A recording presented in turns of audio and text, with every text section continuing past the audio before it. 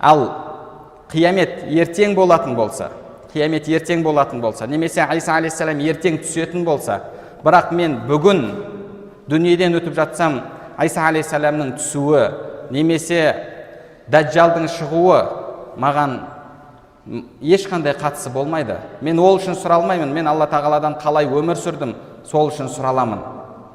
Бізде өкінішке орай қиямет белгісіне қатысты жалпы мұсылмандардың арасында екі түрлі дерт пайда болған. Бір адамдар қияметтің белгілерінің барлығын басқаша тәфсірлеп жоққа шығарғысы келеді. Олар үшін пайғамбарымыз саллаллаху алейхи вассаламның хадистерінің барлығы ақиқатында емес, тек қана бір басқа бір нәрселерге бір белгі, бір яғни рәміз сияқты. Дініміз тек қана рәміздерден тұрады. Даджал ол Европаның мәдениеті, Даджал ол Америка, Даджал ол басқа. Даджал нақты адам, ол нақты бір жаратылыс. Оның шекесінде кәфір деген жазуы болады. Оны әрбір мұсылман адам көреді. Пайғамбарымыз саллаллаху алейхи вассалам бұл нәрсені нақты айтып кетті. Бірақ мұсылмандардың арасында өкінішке орай сондай топтар бар.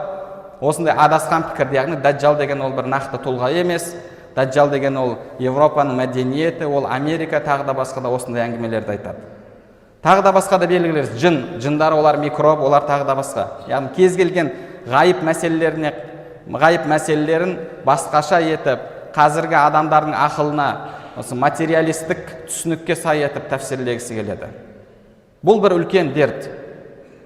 Олар имамдарымыз айтпаған сөздерді айтып жатыр. Ал енді екінші бір қауым бар. Ол қауым әрбір істе қияметтің белгісін көргісі келеді. Әрбір істе, мынандай бір нәрсе шығып, ол қияметтің белгісі екен. Мынандай бір нәрсе шығып қапты, соны қияметтің белгісі деп жатыр. Субханалла, Алла тағала сенен нені талап етеді, сонымен басында қатырсайшы.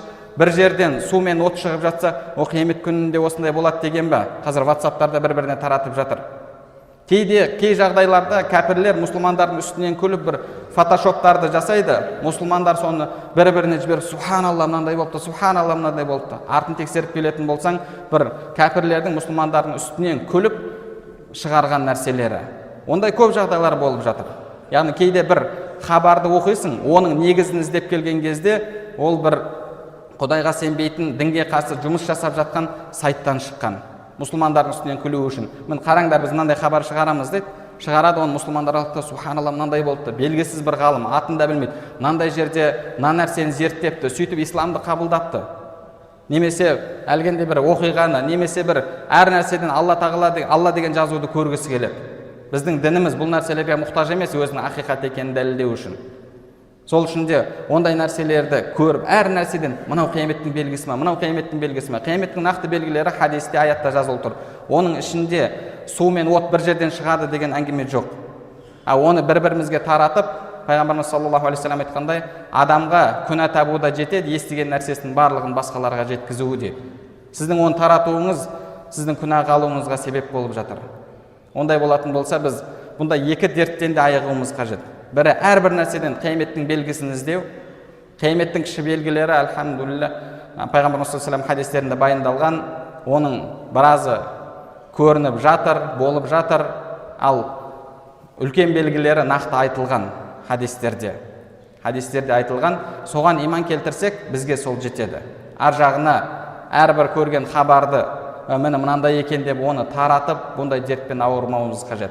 Және сондай-ақ әлгіндей әрбір белгіні оны басқаша тәпсірлеп, мұсылмандарды адастырмауымыз қажет. Даджал нақты тұлға. Өкінішке орай мұсылмандардың арасында сондай топтар бар. Даджалды жоққа шығарады, басқасын жоққа шығарады. Яжуж мәжужды мынау қытайлықтар деп тәпсірлеп жатқандар бар. Қытайлықтар шекарасы ашық, елімізге келіп жатыр, елімізде жұмыс істеп жатыр. Ал Яжуж мәжуждың хабар жайында басқаша айтылады. Сол үшін де, яғни бұндай дерттермен ауырып, басқа дін дұшпандарына күлкі болмайық. Керісінше, әр адам өзінің кіші қияметі үшін дайындалуы керек. Ол да болса, өлім сағатының келуі, сіз өлгенге дейін өзіңізден талап етілген нәрселерді орындаңыз, сонымен бас қатырыңыз, күнәларыңыз үшін уайымдаңыз. Иншалла сізге сол жеткілікті. Басқасы үшін сізден кейін, бір күннен кейін келсе, жарты күннен кейін келсе де, бір қияметтің белгілері көрінсе де, сіз ол үшін сұралмайсыз. Сіз оған иман келтіріңіз. болды. Иман келтіріңіз, амалыңыз жақсы болсын, одан кейін белгілері көрінсе де, дажжал шықса да, иншалла сізге зиянын келтірмейді.